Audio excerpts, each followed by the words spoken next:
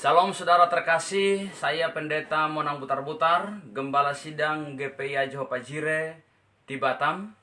Kembali menyapa saudara, dimanapun saudara yang menyaksikan acara Mukjizat Online. Saya percaya kuasa Tuhan, hadirat Tuhan mampu menjangkau saudara, sehingga semua Bapak Ibu yang menyaksikan acara ini, Bapak Ibu disembuhkan, dipulihkan, dilawat oleh Tuhan. Nah, saudaraku yang dikasihi oleh Tuhan, kita akan berdoa. Bapa Surgawi, terima kasih Tuhan buat lawatan kemurahan Tuhan. Kami percaya firman-Mu yang memerdekakan kami, firman-Mu yang menghidupkan kami, firman-Mu yang melawat kami, dan firman-Mu yang mengurapi kami. Biarlah lewat kebenaran firman-Mu Tuhan, hidup kami diberkati dan dipulihkan oleh Tuhan. Di dalam nama Tuhan Yesus, semua orang Bapa Surgawi yang mendengar kebenaran firman ini, baik secara live maupun nanti Bapak lewat rekamannya, biarlah semuanya dilawat, disentuh, dan diurapi oleh Tuhan, disembuhkan, diberkati oleh Tuhan. Terima kasih Bapak, terpujilah Tuhan, haleluya. Amin. Saudara yang dikasihi oleh Tuhan, kita lihat kebenaran firman Tuhan dari kitab Ibrani pasal yang ke-12 ayat yang ke-14. Saya mau baca buat saudara. Berusahalah hidup damai dengan semua orang dan kejarlah kekudusan, sebab tanpa kekudusan tidak seorang pun akan melihat Tuhan. Saudaraku yang dikasihi oleh Tuhan, kebenaran firman Tuhan ini dalam kitab Ibrani pasal yang ke-12 ayat yang ke-14 ini, saudara, ini ditujukan kepada orang-orang yang sudah percaya kepada Tuhan, orang-orang yang sudah mengaku bahwa Yesus Tuhan dan Juru Selamatnya. Maka saudaraku yang dikasihi oleh Tuhan, penulis kitab Ibrani ini rindu Bapak Ibu Saudara terkasih, kehidupan kekristenan mereka, kehidupan iman mereka meningkat, mengalami peningkatan yang signifikan, dan juga memiliki satu pengalaman yang luar biasa bersama dengan Tuhan. Maka dikatakan saudaraku dalam kitab ini, Ibrani 12 ayat yang ke-14 ini, berusahalah hidup damai dengan semua orang. Orang percaya saudaraku yang dikasihi oleh Tuhan harus berupaya untuk berdamai dengan semua orang. Katakan amin. Orang percaya harus berusaha untuk memiliki teman yang banyak, berdamai dengan semua orang. Orang percaya tidak boleh punya musuh ataupun lawan, saudara terkasih. Satu musuh terlalu banyak bagi orang percaya, 1000 kawan terlalu sedikit bagi orang yang mengasihi Tuhan. Katakan amin. Saya ulangi sekali lagi saudara. Satu musuh terlalu banyak bagi orang percaya, 1000 kawan terlalu sedikit bagi orang percaya. Sifat damai disukai oleh Tuhan. Sikap berdamai ini saudaraku sangat disukai oleh Tuhan. Itu sebabnya di dalam Matius pasal yang ke-5 ayat yang kedua, ayat yang ke-9 saudara, saya mau baca buat saudara. Matius pasal yang ke-5 ayat yang ke-9, saya mau baca buat saudara terkasih. Dikatakan seperti ini. Berbahagialah orang yang membawa damai, karena mereka akan disebut anak-anak Allah. Berusahalah hidup berdamai dengan semua orang. Itu di dalam Ibrani pasal 12 ayat yang ke-14. Kemudian di dalam Matius pasal yang ke-5, dalam khotbahnya Tuhan Yesus di bukit, dikatakan saudaraku, Kalau Bapak Ibu dan saya menjadi orang yang membawa damai, orang yang membawa sukacita, damai sejahtera, maka Alkitab mencatat kita adalah orang-orang yang berbahagia. Amin. Di dalam kitab Markus juga saudaraku, Markus 9 ayat yang ke-50 dikatakan, hiduplah selalu berdamai dengan semua orang. Oleh karena itu, saudara yang terkasih, berusahalah untuk hidup berdamai dengan semua orang. Kalau Bapak Ibu dan saya berdamai dengan semua orang, hidup rukun, keluarga, rumah tangga, hidup rukun, saudara terkasih, Alkitab mencatat di dalam Mazmur pasal 133, ayat yang pertama sampai ayat yang ketiga, Tuhan memerintahkan berkat-berkat-Nya ke tengah-tengah yang ada hidup damai, ke rumah tangga yang memiliki hidup rukun. Alkitab berkata, kesanalah Tuhan memerintahkan berkat-Nya. Kemudian saudara yang dikasihi oleh Tuhan, kita kembali kepada kitab Ibrani pasal yang ke-12 itu, ayat yang ke-14 itu, dikatakan seperti ini. Berusahalah hidup damai dengan semua orang dan kejarlah kekudusan. Ternyata saudaraku yang dikasihi oleh Tuhan, ada lagi yang lebih penting, yang lebih sangat diperhatikan Tuhan dari kehidupan anak-anak Tuhan, yaitu hidup kudus. Sehingga dikatakan, kejarlah kekudusan. Saudaraku yang dikasihi oleh Tuhan, kalau Bapak Ibu dan saya hidup kudus, kemudian mengejar kekudusan di tengah-tengah kehidupan kita, Alkitab mencatat ada berkat-berkatnya, ada dampak-dampaknya yang Tuhan sediakan buat Bapak Ibu dan saya. Dikatakan seperti ini, kalau kita mengejar kekudusan, hidup kita kudus, saudara terkasih, maka kita bisa melihat Allah. Katakan amin. Kalau Bapak Ibu dan saya hidup kudus di hadapan Tuhan, kita juga akan menerima dan mengalami mukjizat dari Tuhan. Haleluya. Nah, yang ketiga saudara yang kasih oleh Tuhan, kalau hidup kita kudus di hadapan Tuhan, mengejar kekudusan, maka kita akan dipromosikan oleh Tuhan. Haleluya. Saudara dikasih oleh Tuhan, jangan pernah bosan untuk mengejar kekudusan.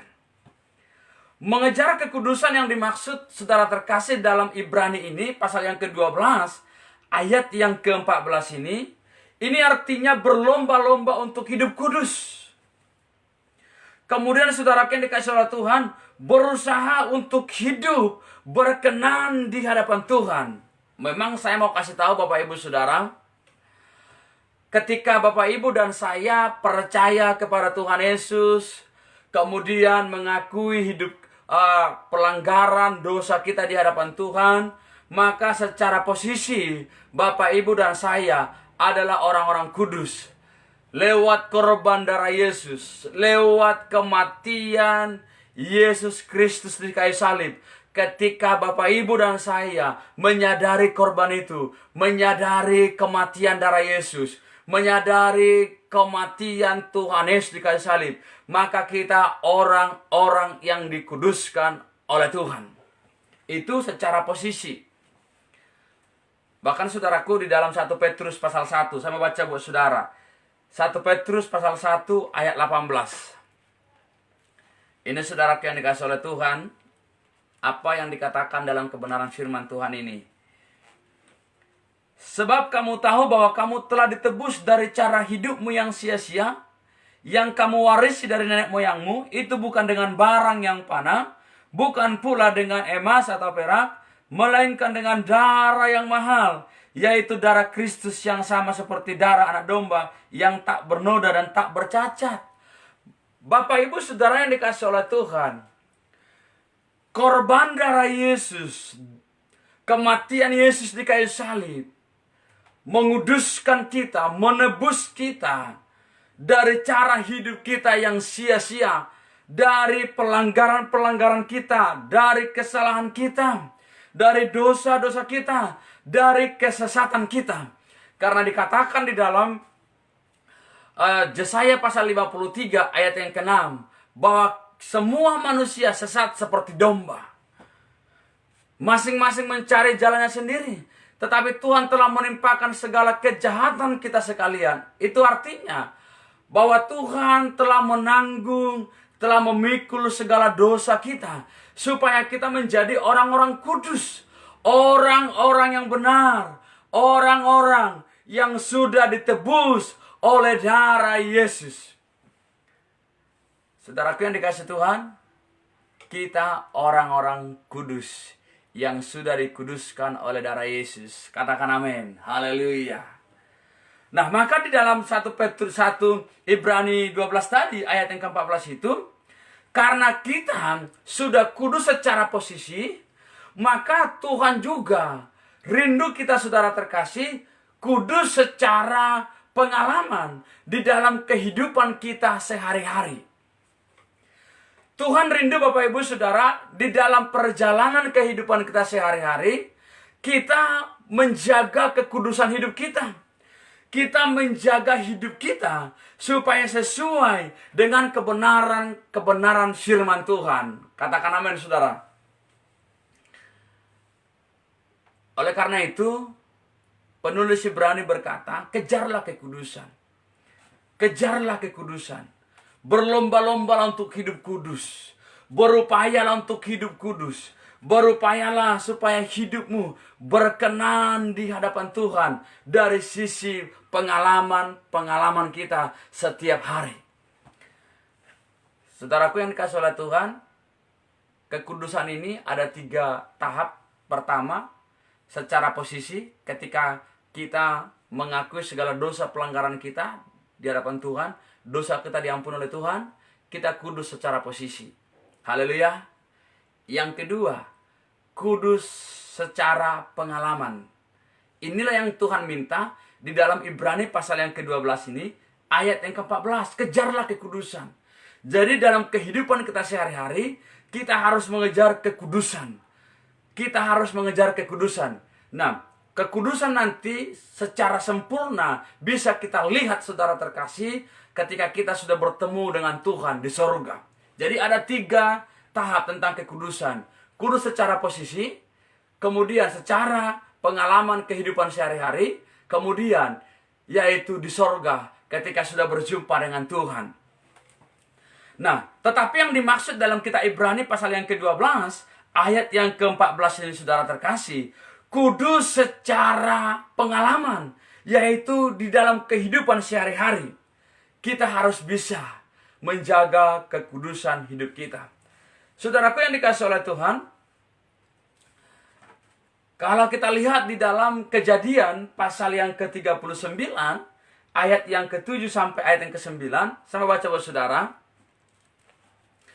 Yang baru bergabung dengan live streaming ini saudaraku, ya, jangan keluar, nikmati kebenaran firman Tuhan. Karena ada pesan-pesan khusus buat Bapak Ibu Saudara. Bagikan ini live streaming ini supaya orang lain juga terberkati. Bagaimana supaya dia bisa mengejar kekudusan di dalam kehidupannya sehari-hari. Haleluya. Nah, saudara terkasih, kita lihat saudaraku Kejadian pasal 39 ayat yang ke-7 sampai 9, ketika ada satu pribadi yang menjaga kekudusan hidupnya, dia dipromosikan oleh Tuhan, dia mengalami mukjizat, dia diberkati oleh Tuhan. Saya mau baca buat saudara dari Kejadian 39 ayat 7 sampai 9. Selang beberapa waktu istri tuannya memandang Yusuf dengan berahi, lalu katanya, marilah tidur dengan aku. Tetapi Yusuf menolak dan berkata kepada istri tuannya itu, dengan bantuanku, tuanku itu tidak lagi mengatur apa yang ada di rumah ini. dan ia telah menyerahkan segala miliknya pada kekuasaanku. Bahkan di rumah ini ia tidak lebih besar kuasanya daripadaku, dan tiada yang tidak diserahkan kepadaku selain daripada engkau. Sebab engkau istrinya, bagaimana mungkin aku melakukan kejahatan yang besar ini dan berbuat dosa terhadap Allah? Saudara yang dikasih oleh Tuhan, bagaimana Yusuf dia bisa menjaga kekudusan hidupnya ketika dia di rumah Potifar sebagai pembantu di sana, sebelum dia nanti dipromosikan Tuhan dari rumah Potifar, kemudian dipenjarakan lagi dan dipromosikan menjadi Perdana Menteri di Mesir. Lihat saudara terkasih, bahwa Yusuf dia menjaga kekudusan. Istri Potifar, saudaraku yang cantik itu, membujuk Yusuf, tidurlah bersama dengan aku. Tidurlah bersama dengan aku. Tetapi lihat saudara, ini yang dilakukan Yusuf. Dikatakan, bagaimana mungkin aku melakukan kejahatan yang besar ini dan berbuat dosa terhadap Allah? Saudara, kalau orang jatuh ke dalam dosa, yaitu perzinahan, perselingkuhan, seks di luar nikah, ini adalah dosa yang sangat besar di hadapan Tuhan. Dosa yang sangat besar di hadapan Tuhan. Maka Yusuf berkata, bagaimana mungkin aku melakukan kejahatan yang besar ini? Oleh karena itu, buat Bapak Ibu yang sudah menikah, penting menjaga kekudusan nikah. Sekalipun ada peluang, ada kesempatan seperti Yusuf yang tadi, yang diajak istri Potifar yang hanya mereka berdua di rumah, tetapi lihat Bapak Ibu Saudara, dia menolak. Nah, buat Bapak Ibu dan saya yang sudah menikah, karena saya pun sudah menikah, mari kita jaga kekudusan nikah. Sekalipun ada peluang, kesempatan, mari kita tolak dosa, perzinahan, perselingkuhan, seks di luar nikah buat yang muda-mudi yang menyaksikan acara ini. Tolak perzinahan, saudara terkasih. Tolak seks di luar nikah. Tuhan mau Bapak Ibu Saudara, kita mengejar kekudusan. Karena dikatakan, sebab tanpa kekudusan tidak bisa melihat Allah. Saudaraku, kalau kita lihat cerita Yusuf itu, nanti di pasal 40, dia sudah mendapatkan promosi dari Tuhan ketika dia bisa menjaga hidup kudus di hadapan Tuhan. Dia menjadi Perdana Menteri, saudaraku yang dikasih oleh Tuhan. Maka betapa pentingnya anak-anak Tuhan menjaga kekudusan nikahnya.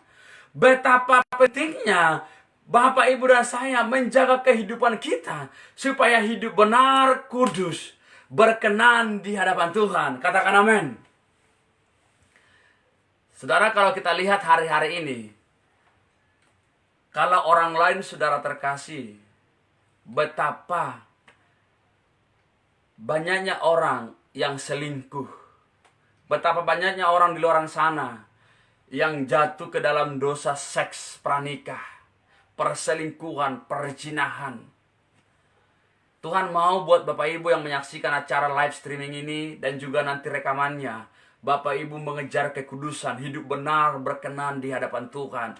Tak ada secara posisi kita sudah dikuduskan oleh Tuhan, tetapi secara pengalaman Tuhan rindu kita mengerjakan bagian kita, menjaga hidup kita kudus di hadapan Tuhan. Haleluya saudara. Tuhan mau kita melihat pekerjaan-pekerjaan Allah yang hebat bersama dengan kita. Saya percaya saudaraku bahwa Alkitab mencatat setan itu seperti singa yang mengaum-ngaum, yang mau menerkam mangsanya. Setan itu terus saudaraku berusaha menjatuhkan anak-anak Tuhan, menjatuhkan pelayan-pelayan Tuhan, menjatuhkan hamba-hamba Tuhan. Tetapi saya percaya kalau Bapak Ibu dan saya bisa menjaga hidup kudus di hadapan Tuhan, kita tidak akan pernah bisa diseret setan ke dosa perselingkuhan, perzinahan, dan lain sebagainya. Dan saya percaya saudaraku, Tuhan sudah siapkan promosi-promosi buat Bapak, Ibu, dan saya ketika kita bisa, yaitu mengejar kekudusan. Bukan hanya kita melihat pekerjaan-pekerjaan yang hebat yang Tuhan nyatakan bagi kita. Bukan hanya kita, yaitu dipromosikan oleh Tuhan. Tetapi kita akan merasakan dan melihat, mengalami mujizat Allah yang luar biasa. Nah, saudara terkasih, mari kita terus berlomba-lomba, berusaha hidup kudus, berusaha berdamai dengan semua orang. Satu musuh terlalu banyak bagi anak-anak Tuhan. 1000 kawan terlalu sedikit bagi orang-orang percaya. Mari terus kita perbanyak, saudara terkasih, kawan-kawan kita, sahabat-sahabat kita. Mari kita menjadi pembawa damai, saudara terkasih. Karena orang yang membawa damai adalah orang yang berbahagia. Terus kita kejar kekudusan hidup kita, sehingga kita dipromosikan, diberkati, dan mengalami mujizat dari Tuhan. Saya percaya saudaraku yang hadir menyaksikan acara ini, saudara akan mengalami mujizat. Saudara akan disembuhkan oleh Tuhan. Saudara akan dipulihkan oleh Tuhan. Mungkin bukan saudara yang sakit. Mungkin juga bukan saudara yang ingin dipulihkan oleh Tuhan. Mungkin juga saudara bukan saudara yang ingin, yaitu ditolong Tuhan. Tapi saya mau kasih tahu saudara, sekalipun bukan saudara yang mau ditolong Tuhan, ketika saudara berdoa bersama dengan saya, orang lain juga akan ditolong Tuhan. Keluargamu yang butuh pertolongan akan ditolong dan dipulihkan oleh Tuhan. Kalau engkau sakit, engkau butuh lawatan, butuh pekerjaan, jika engkau saudaraku kepahitan, engkau akar pahit dan lain sebagainya, hari ini saudara terkasih, Tuhan akan membebaskan engkau, Tuhan akan memulihkan engkau, dan Tuhan akan memberkati saudaraku yang dikasih oleh Tuhan. Mari saudaraku kita berdoa bersama-sama. Bapa Surgawi, saya berdoa Tuhan buat umat-umat-Mu. Biarlah mereka diberkati oleh Tuhan. Diberkati nikahnya, diberkati usaha pekerjaannya, diberkati seluruh kehidupan umat-Mu ya Bapa. Saya berdoa kepada Tuhan yang terikat dilepaskan, yang mengalami luka-luka batin dipulihkan oleh Tuhan. Bapa, diberkati usaha pekerjaannya, diberkati anak-anaknya, diberkati imannya, diberkati nikahnya, diberkati seluruh kehidupannya. Biarlah mereka menerima mukjizat, menerima kesembuhan dari Tuhan, menerima lawatan dari Tuhan, menerima kuasa dari Tuhan. Yang terikat lepas di dalam nama Tuhan Yesus, yang sakit disembuhkan di dalam nama Tuhan Yesus. Terima kesembuhan, terima pemulihan, dan terima kuasa Tuhan yang luar biasa. Dimanapun saudara tinggal dan berada, kuasa Tuhan, hadirat Tuhan mampu menjangkau saudara, mampu memulihkan saudara, dan mampu menyembuhkan saudara. Di dalam nama Tuhan Yesus kami berdoa mengucap syukur. Haleluya, haleluya. Sama-sama katakan amin. Bapak Ibu terkasih, acara live streaming kita Mujizat Online sudah selesai. Tapi iman saya dan doa saya, Roh Tuhan terus bekerja buat saudara. Roh Tuhan melawat saudara, Roh Tuhan menyembuhkan dan memberkati saudara terkasih. Saudaraku, sampai ketemu besok ya di acara Mujizat Online. Ikuti terus, bagikan saudaraku acara ini supaya orang-orang lain diberkati, orang-orang yang saudara cintai diberkati, yang sakit disembuhkan, kemudian yang mengalami luka-luka batin dipulihkan oleh Tuhan, yang lumpuh berjalan, yang buta melihat, yang miskin diperkaya oleh Tuhan. Sampai ketemu besok, Tuhan Yesus memberkati. Shalom.